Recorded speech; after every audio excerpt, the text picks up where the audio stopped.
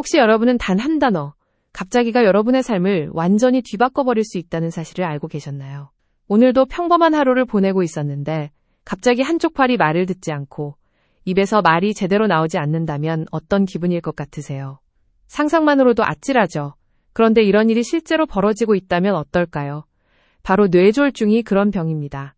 뇌졸중은 예고 없이 찾아와 삶 전체를 무너뜨릴 수 있는 무서운 질환입니다. 저 역시 어느 날 갑자기 한쪽 손끝이 이상하다는 느낌을 받았고 말도 약간 어눌해졌습니다. 처음엔 피곤해서 그런가 보다 했지만 계속 이어지다 보니 무섭다는 생각이 들더라고요. 병원을 갈까 말까 고민만 하던 그 순간 머릿속에 떠오른 한 단어가 있었습니다. 혹시 뇌졸중일까? 그제야 무서운 병일지도 모른다는 생각에 즉시 병원에 달려갔습니다. 뇌졸중은 이렇게 갑작스럽게 찾아옵니다. 평소 아무 증상 없던 사람에게도 말이죠. 그래서 중요한 건 몸이 보내는 신호를 예사롭지 않게 받아들이는 태도입니다. 뇌졸중이 발생하면 뇌세포는 분단위로 손상되기 시작합니다. 따라서 시간을 다투는 응급질환 중 하나입니다. 이른바 골든타임. 뇌졸중이 의심되면 3시간, 길어야 4.5시간 이내에 병원 치료를 받아야 회복 가능성이 높아집니다. 단 1분 1초가 소중한 이유입니다. 그럼 뇌졸중이 실제로 나타날 때 어떤 신호들을 보낼까요? 기억해야 할 2가지 핵심 단어가 있습니다. 바로 갑자기와 잠깐입니다. 먼저 갑자기라는 말처럼 증상이 순식간에 나타나는 게 뇌졸중의 특징입니다. 마치 스위치를 켜듯 바로 눈앞에서 벌어지는 변화죠. 갑자기 한쪽 얼굴이 처지거나 한쪽 팔에 힘이 빠지거나 말이 어눌해지는 증상이 그렇습니다. 이런 증상들을 간단히 체크할 수 있는 방법이 바로 FAST 테스트입니다. F는 얼굴입니다. 환자에게 웃어보라고 했을 때 한쪽 입꼬리가 내려가 있다면 얼굴마비를 의심할 수 있습니다. A는 팔입니다. 2 팔을 앞으로 뻗어보라고 했을 때 한쪽 팔이 아래로 떨어진다면 역시 뇌졸중의 신호일 수 있습니다. S는 말입니다. 간단한 문장을 따라 말해보라고 했을 때 발음이 어눌하거나 제대로 말하지 못한다면 언어장애일 가능성이 있습니다. 마지막으로 T는 시간입니다. 위의 증상 중 하나라도 나타난다면 즉시 119에 전화해서 병원에 가야 합니다. 망설일 시간조차 없습니다.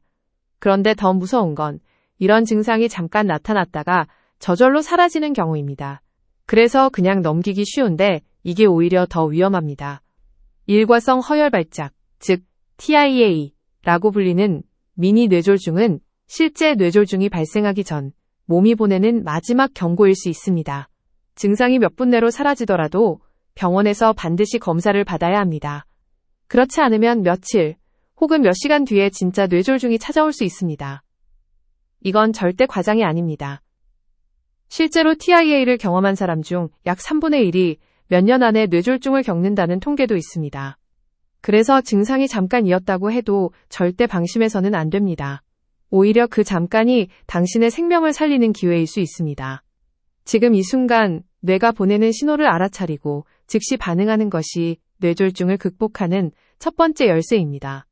여러분이나 가족 중 누군가가 갑자기 말이 어눌해지고 얼굴이나 팔에 힘이 빠지는 증상을 보인다면 단 1초도 지체하지 마시고 반드시 병원으로 이동해야 합니다. 병원 도착 후에는 CT나 MRI 촬영을 통해 어떤 종류의 뇌졸중인지 확인한 다음 가능한 빠르게 치료가 시작됩니다. 뇌경색이라면 혈전을 녹이기 위한 약물이나 혈관 시술이 필요하고 뇌출혈이라면 출혈량과 상태에 따라 약물 또는 수술 치료가 결정됩니다. 그 모든 치료의 시작은 여러분의 빠른 인지에서 비롯됩니다. 증상 발생 시 빠르게 병원을 찾는 것, 그 단순한 행동 하나가 생명과 후유증을 결정짓는다는 것 꼭 기억해 주세요. 여러분 혹시 뇌졸중이 왜 생기는지, 어떤 종류가 있는지 제대로 알고 계신가요? 많은 분들이 뇌졸중은 그냥 나이 들면 걸리는 병쯤으로 생각하시지만 그건 아주 위험한 착각입니다. 뇌졸중은 우리 몸속에서 벌어지는 복잡한 혈관의 문제로 발생하는 질환이며 그 원인과 종류에 따라 치료법과 예후가 완전히 달라집니다. 먼저 뇌졸중은 크게 2가지로 나뉩니다. 하나는 혈관이 막히는 뇌경색, 또 하나는 혈관이 터지는 뇌출혈입니다. 뇌경색은 전체 뇌졸중 중 약 80%를 차지할 만큼 흔한 형태입니다. 마치 수도관이 막혀 물이 흐르지 못하는 것처럼 뇌로 향하는 혈관이 혈전, 즉 피떡으로 인해 막히게 되면서 뇌세포가 혈액을 공급받지 못하게 되는 상태입니다. 혈액은 뇌에 산소와 영양분을 공급하는 유일한 통로이기 때문에 이 흐름이 차단되면 뇌세포는 순식간에 죽어가기 시작합니다. 뇌경색의 주요 원인은 동맥경화입니다. 고혈압이나 당뇨병, 고지혈증 등으로 인해 혈관벽이 점점 딱딱해지고 좁아지면서 피가 제대로 흐르지 못하고 결국 어느 순간 피떡이 그 좁은 틈을 완전히 막아버리는 겁니다. 또 심장에서 생긴 혈전이 혈류를 타고 뇌로 올라가 혈관을 막는 경우도 있습니다.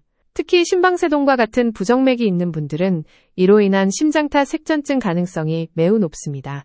심장 박동이 불규칙하게 뛰면 혈액이 제대로 순환되지 못하고 고이면서 혈전이 생기고 이 혈전이 뇌혈관을 막아 뇌경색을 일으킬 수 있는 것입니다. 반면 뇌출혈은 혈관이 터지는 경우입니다. 마치 물풍선이 터지듯이 혈관벽이 약해지면서 압력을 견디지 못하고 터져버리는 겁니다. 이때 피는 뇌 조직 사이로 퍼지게 되고 뇌를 압박하면서 심각한 손상을 일으킵니다. 뇌출혈은 외부의 강한 충격으로 인해 발생할 수도 있지만 대부분은 고혈압처럼 혈관을 약하게 만드는 만성질환 때문입니다. 고혈압은 높은 압력이 지속적으로 혈관벽을 밀어붙이면서 벽을 얇고 약하게 만들어 결국 어느 순간 스스로 터지게 만듭니다. 특히 뇌 속 깊숙한 곳에 있는 작은 혈관들이 쉽게 영향을 받기 때문에 조용히 진행되다가 한순간에 터지는 경우가 많습니다. 또 한 가지 주목해야 할 원인은 뇌동맥류입니다. 혈관벽이 꽈리처럼 부풀어 오른 이 부위는 아주 약한 구조라서 혈압이 높거나 스트레스를 받았을 때 쉽게 터질 수 있습니다. 이때 환자들은 흔히 망치로 머리를 얻어맞은 듯한 두통을 경험하게 됩니다. 그 어떤 통증보다도 강하고 한 번도 경험해보지 못한 두통이라면 바로 응급실로 가야 합니다. 이건 단순한 두통이 아니라 생명을 위협하는 출혈일 가능성이 높기 때문입니다. 또한 나이가 들수록 아밀로이드 혈관병증처럼 혈관벽에 단백질이 침착되면서 혈관이 쉽게 손상되고 출혈이 일어날 가능성도 높아집니다. 뇌졸중은 결국 혈관의 문제입니다. 우리 뇌는 아주 민감한 장기로 혈류 공급이 단 몇 분만 끊겨도 기능을 잃게 됩니다. 건강한 사람의 뇌는 100g당 매분 50ml의 혈액을 공급받아야 하는데 이 수치가 20ml 이하로 떨어지면 뇌세포는 서서히 죽어가기 시작합니다. 그러니 갑작스럽게 말이 어눌해지고 얼굴이 처지고 팔에 힘이 빠지는 증상이 나타나는 그 순간은 이미 뇌세포가 손상되기 시작한 매우 위험한 상황이라는 겁니다. 뇌졸중이란 단어가 어렵게 느껴지셨다면 이제는 이렇게 기억하시면 됩니다. 혈관이 막히면 뇌경색, 혈관이 터지면 뇌출혈, 둘 다 뇌에 치명적인 손상을 남기며 단 몇 분 안에 생명을 위협하는 응급 상황이라는 점에서 공통점이 있습니다. 그리고 이 모든 것을 좌우하는 건 결국 혈관의 건강, 그리고 그것을 지키기 위한 여러분의 습관입니다. 지금 이 순간도 누군가는 갑작스럽게 찾아온 뇌졸중으로 삶의 방향이 완전히 바뀌고 있을지도 모릅니다. 하지만 놀라운 사실은 뇌졸중의 상당수가 미리 막을 수 있다는 겁니다. 우리가 매일 반복하는 생활 습관 하나하나가 뇌졸중을 예방하는 가장 강력한 방패가 될 수 있습니다. 그중 가장 중요한 것이 바로 고혈압 관리입니다.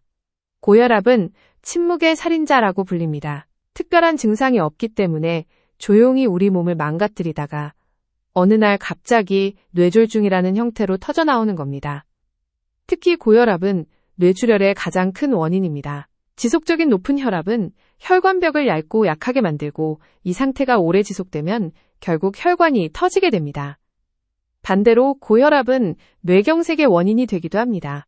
높은 압력이 혈관에 손상을 주고 그 상처를 덮으려는 과정에서 혈전이 생기고 이 혈전이 혈관을 막는 겁니다. 그래서 뇌졸중을 예방하고 싶다면 무엇보다 혈압을 정상 범위로 관리하는 것이 가장 중요합니다. 특히 이미 고혈압 진단을 받은 분이라면 약을 꾸준히 복용하고 염분을 줄이고 체중을 조절하며 스트레스를 줄이는 것이 필수입니다. 다음으로 중요한 위험인자는 당뇨병입니다. 당뇨병은 혈당이 높아지면서 혈관벽에 손상을 일으키고 이는 곧 동맥경화를 부릅니다. 혈당이 높으면 혈관 내부에 당단백질이 축적되고 염증 반응이 생기며 결국 혈관이 좁아지거나 막히기 쉬운 환경이 됩니다. 고지혈증도 마찬가지입니다. 혈액 내 LDL 콜레스테롤이 많아지면 혈관벽에 지방이 쌓이고 이것이 플라크라는 형태로 굳어져 혈관을 좁히고 막히게 만듭니다. 결국 고지혈증은 뇌경색의 위험을 높이는 핵심 요인입니다. 이 세 가지 고혈압, 당뇨병, 고지혈증은 뇌졸중을 부르는 삼총사라고 불릴 정도로 밀접한 관계를 가지고 있습니다. 그리고 이들은 모두 식습관과 운동, 체중 관리로 어느 정도 조절이 가능합니다. 흡연도 뇌졸중 예방에 있어 반드시 끊어야 할 요소입니다. 담배에 포함된 니코틴과 각종 유해물질은 혈관을 수축시키고 혈액을 끈적하게 만들어 혈전을 쉽게 유발합니다. 흡연은 뇌경색과 뇌출혈 모두에 악영향을 미치며 특히 젊은 층에서 뇌졸중을 유발하는 중요한 원인 중 하나입니다. 금연은 뇌졸중뿐 아니라 심장질환, 암, 폐질환 예방에도 도움이 되므로 오늘 바로 시작해야 할 습관입니다. 또 하나 간과하기 쉬운 것이 음주입니다. 적당한 음주는 괜찮다고 알려졌지만 문제는 그 기준이 사람마다 다르고 쉽게 과음으로 이어진다는 데 있습니다. 술은 혈압을 높이고 심장 리듬을 불규칙하게 만들며 특히 심방세동 같은 부정맥을 유발해 심장 내 혈전을 증가시킵니다. 따라서 뇌졸중 예방을 위해서라면 되도록 금주하거나 최소한 음주 빈도와 양을 확실히 조절하는 것이 필요합니다. 운동 부족도 문제입니다. 규칙적인 운동은 혈압, 혈당, 콜레스테롤 수치를 조절하고 스트레스를 해소하는 데 큰 도움을 줍니다. 걷기, 자전거, 수영 같은 유산소 운동을 일주일에 3번 이상 30분 이상 꾸준히 실천하는 것만으로도 뇌졸중 예방 효과가 입증되어 있습니다. 반대로 운동 부족은 체중 증가, 내장 지방 증가, 고혈압과 당뇨병으로 이어져 결국 뇌졸중 위험을 높입니다. 마지막으로 스트레스입니다. 정신적인 스트레스는 자율신경계를 자극해 혈압을 급격히 높이거나 호르몬 불균형을 유발하여 혈관 건강에 해를 끼칩니다. 스트레스를 받는 건 피할 수 없어도 그것을 해소하는 방법은 스스로 선택할 수 있습니다. 규칙적인 취미 활동, 명상, 적절한 수면과 휴식이 여러분의 뇌혈관을 보호하는 데 큰 도움이 될 수 있습니다. 이처럼 뇌졸중은 단 하나의 원인으로 생기는 병이 아닙니다. 다양한 위험 요인들이 복합적으로 작용하고 우리의 생활 방식과 밀접하게 연결되어 있습니다. 반대로 생각하면 우리가 선택하는 삶의 방식이 바로 뇌졸중을 예방하는 첫걸음이 될 수 있다는 뜻입니다. 매일 먹는 음식, 움직이는 시간, 잠자는 습관, 스트레스 해소법, 이 모든 것이 내 뇌의 건강을 결정합니다. 그리고 지금 이 순간의 선택이 몇 년 후 나의 삶을 바꿔놓을 수도 있습니다.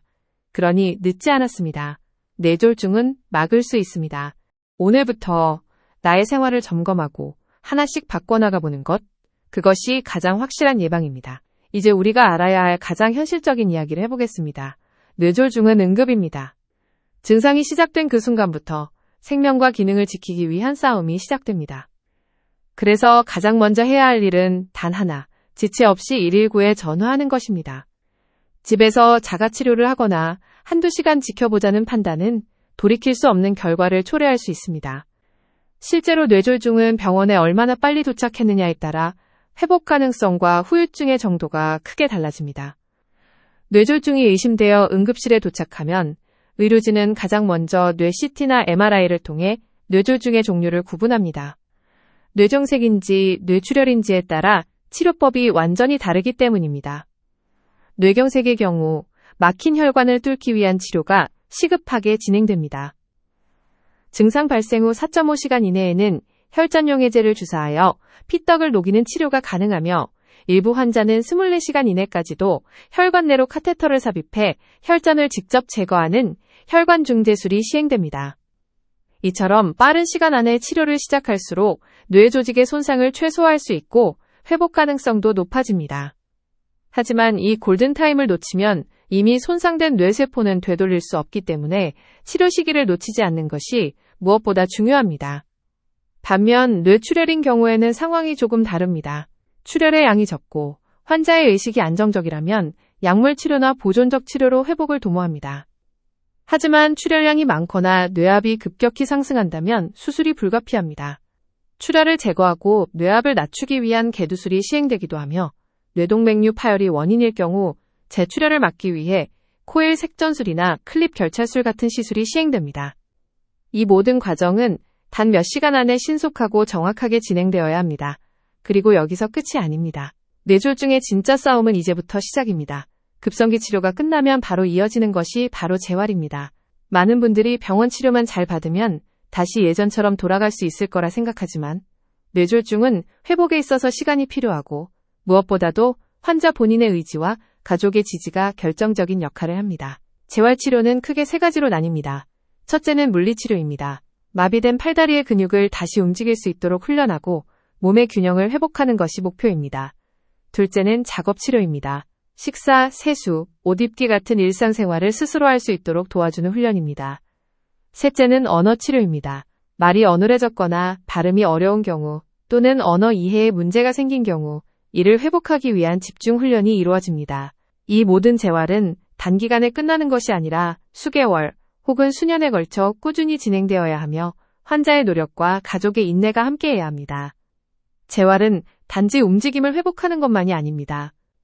뇌졸중 환자는 우울증, 불안감, 인지저하 같은 정신적 문제도 함께 겪는 경우가 많기 때문에 심리적 지지도 반드시 병행되어야 합니다. 특히 감정 조절이나 성격 변화 같은 부분은 주변 사람들의 이해와 지지가 절실합니다. 또 하나 중요한 것은 재발 방지입니다. 첫 번째, 뇌졸중을 극복했다고 끝난 것이 아니라 뇌졸중은 언제든 다시 찾아올 수 있습니다. 그래서 약물 치료를 꾸준히 이어가야 하며 앞서 이야기한 고혈압, 당뇨, 고지혈증, 흡연, 음주 등의 위험 요인을 지속적으로 관리해야 합니다. 재활을 하면서 동시에 식단과 운동을 철저히 조절하고 정기적인 병원 검진을 통해 상태를 점검하는 것이 필요합니다.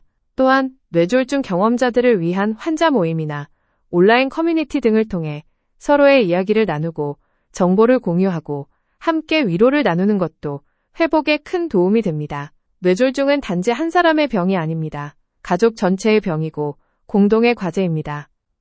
그래서 치료도 재활도 예방도 모두가 함께해야 가능한 일입니다. 지금 이 순간 누군가는 뇌졸중이라는 벽 앞에서 절망하고 있을지 모릅니다. 하지만 여러분이 이 정보를 통해 미리 준비하고 또 누군가에게 알려줄 수 있다면 단 한 명의 생명을 살리는 데도 충분한 의미가 있을 것입니다. 뇌졸중은 갑자기 찾아오지만 우리가 준비하고 있으면 더 이상 두렵지 않습니다. 여러분의 건강한 내일을 진심으로 응원합니다. 오늘 영상이 유익하셨다면 좋아요와 구독, 알림 설정까지 부탁드려요. 다음에 더 알찬 내용으로 돌아올게요. 시청해주셔서 감사합니다.